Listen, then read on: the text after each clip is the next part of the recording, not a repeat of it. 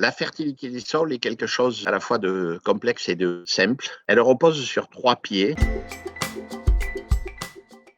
La fertilité physique des sols. En gros, comment l'eau va se stocker dans le sol par rapport à la porosité. Ceci faisant appel à des valeurs qui sont plutôt d'origine minérale et organique, qui constituent la deuxième fertilité des sols.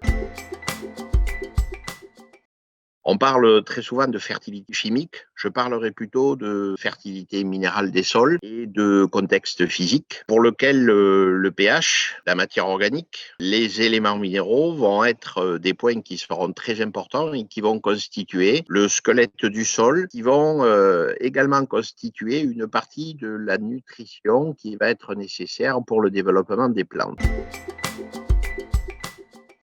Il existe une troisième fertilité des sols qui est plutôt une fertilité biologique, un ensemble de fonctions qu'aura le sol d'assurer des cycles biogéochimiques, aussi bien du carbone, mais également du phosphore et de l'azote.